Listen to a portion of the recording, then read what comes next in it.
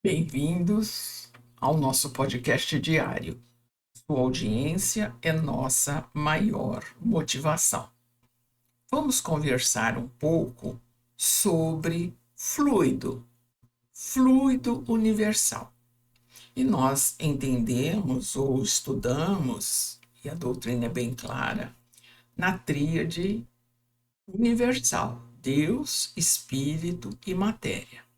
Deus é suprema causa de todas as coisas, o espírito, alma, princípio inteligente, e para que o espírito possa exercer a sua ação sobre a matéria, ele tem que se juntar, usar o fluido universal, pois esse fluido desempenha um papel intermediário entre o espírito e a matéria grosseira.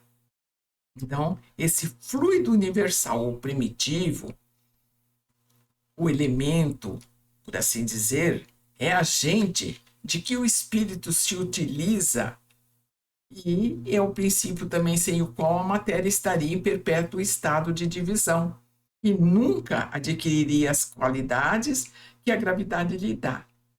Então, uma das modificações do fluido universal é o fluido vital, que varia nos indivíduos, pode ser transmitido de um ser para outro, é força motriz do corpo orgânico, comum a todos os seres vivos, desde as plantas até os homens.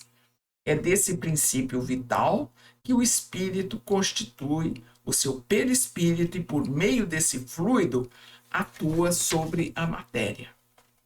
E aí nós podemos perguntar, mas e o campo mental? O que é? É um poderoso conjunto de pensamentos, crenças, imagens que moldam nossas perspectivas e influenciam as nossas ações. Então, nossos estados mentais moldam nossa realidade. Se acreditamos alcançar nossos objetivos, nosso espaço mental se abre para a criatividade, determinação e resiliência, e a pessoa realmente passa pelas situações superando-as em equilíbrio frente às adversidades. E ela age nesse fluido cósmico através de energias que buscam energias que a subsidiem nesse fortalecimento. O contrário vai acontecer com o pensamento negativo e limitante. Nós poderíamos dizer que o campo mental se contrai, esparzindo, exteriorizando, gerando dúvidas, medos, enganos, que o ser passa a ter em relação a si mesmo. E aí nós poderíamos pensar assim: por que os espíritos superiores não são afetados por essa dinâmica da lei? Porque exatamente por serem considerados superiores, eles reúnem em si a ciência, isto é, o conhecimento, eles vivem esse conhecimento e acreditam, têm certeza da ação desses fluidos, dessa inter-relação. Então, eles têm um campo mental estruturado, educado, e seja onde for no universo, ele apenas assimilará as influências superiores, boas, ao contrário de uma mente fraca que tem dificuldade para lidar com desafios, críticas, contratempos. Ela sente-se sobrecarregada, desencorajada, derrotada diante das dificuldades. E é difícil para que ela se recupere emocionalmente. E um dos fatores que ajudam a mudança e reestruturação desse campo mental frágil é o desenvolvimento da espiritualidade, isto é, um conjunto de crenças que traz significação, que traz vitalidade para os eventos da vida, desperta o interesse por si mesmo, pelos outros. A vida se lhe apresenta com razões que vale a pena buscar, com vontade de viver.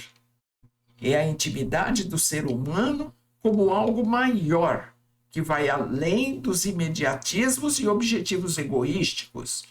Busca objetivos que transcendem ao tangível, algo maior que leva o indivíduo a se conectar consigo e, mais interessante ainda, com o universo.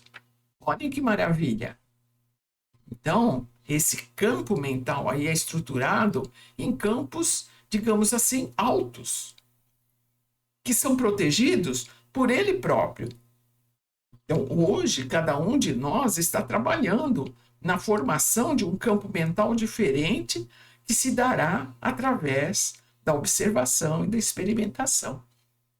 Então, nós vamos ver que na doutrina espírita, o estudo dos fluidos é de imensurável importância, porque entende que deles transitam ondas mentais projetadas através do pensamento que foi gerado pelo sentimento, que foi gerada por uma emoção. Então, esse pensamento carrega com ele tal teor energético que é capaz de realizar, entre aspas, milagres em fortalecimento, coragem, ou, se mal usado, influenciar negativamente, semeando discórdias e dissabores. Então, cada um está integrado na harmonia universal. E podemos nos imaginar como um foco de equilíbrio, alegria, bom ânimo, incentivo ou desequilíbrio.